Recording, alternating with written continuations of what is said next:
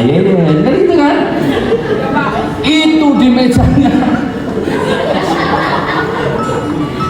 Itu di mejanya Bu Ocha nggak diputus-putus. Gitu ya Bu Ocha ya? Kata Michael, Michael ngomongnya kayak gitu.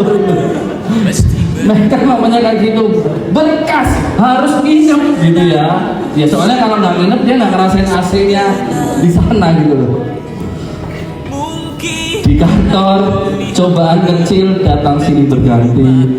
Rekan terus ada juga rekan kerja memesan kopi dingin. Kesa itu, Kesa. Jadi kalau udah jam 9:30 nih, siapa mau makan siang?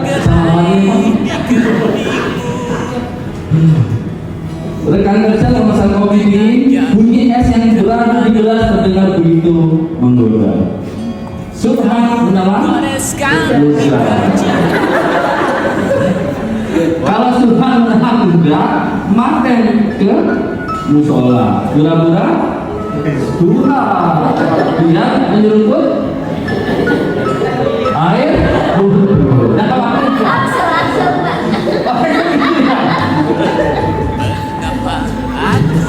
Subhanallah, baru hari kedua gumamnya dalam hati.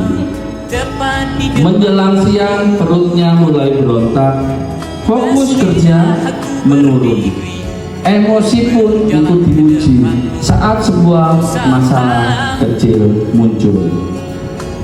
Biasanya Subhan mudah kesal, tetapi kali ini dia memilih kesel tapi puasa gitu kan.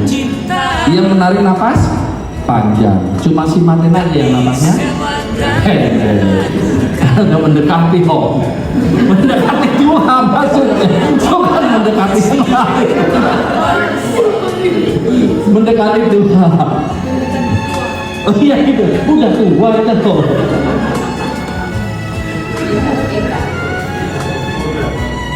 Di saat itulah Subhan tersadar, puasa bukan sekedar menahan lapar dan haus.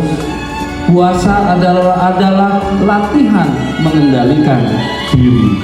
Terus ada si ngomong tuh si siapa? Si Saiful, apa aja nggak bisa mengendalikan diri? Ya kan sebelum puasa, kan gitu ya, Saiful.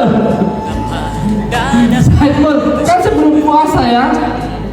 Jadi itu malah siapa belum masuk? Oh ada. Ya, jadi itu kan sebelum puasa. Ya, walaupun di hari puasa di Fani itu hari puasa hari Rabu hari kemarin. Ya, puasa bukan sekedar menahan lapar dan haus. Puasa adalah latihan mengendalikan diri, menahan kata-kata, ya, meredam amarah, menjaga hati.